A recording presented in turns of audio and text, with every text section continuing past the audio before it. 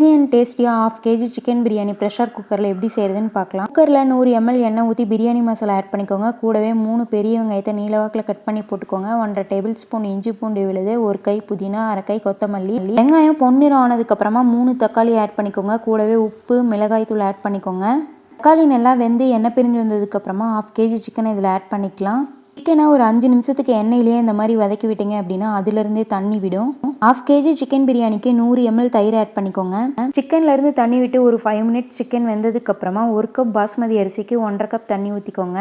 தண்ணி நல்லா கொதிச்சு வரும்போது நம்ம பாஸ்மதி ரைஸ் ஆட் பண்ணிக்கலாம். நான் 1/2 kg பாஸ்மதி ரைஸ் எடுத்திருக்கேன். இது ஒரு 15 மினிட்ஸ் ஊற வச்சுருக்கேன். அரிசியும் தண்ணியும் இந்த மாதிரி ஒரே லெவலுக்கு வந்ததுக்கப்புறமா 2 ஸ்பூன் நெய், கூடவே 1/2 லெமன் ஜூஸ் ஆட் பண்ணி இது எல்லாத்தையும் நல்லா மிக்ஸ் பண்ணி விட்டுக்கோங்க. இந்த ஸ்டேஜில் உப்பு காரம் செக் பண்ணிவிட்டு லோ ஃப்ளேமில் 10 நிமிஷத்துக்கு வச்சு ஆஃப் பண்ணிடுங்க. ப்ரெஷர் போனதுக்கப்புறம் ஓப்பன் பண்ணி பார்த்தீங்கன்னா பக்காவான சிக்கன் பிரியாணி ரெடி.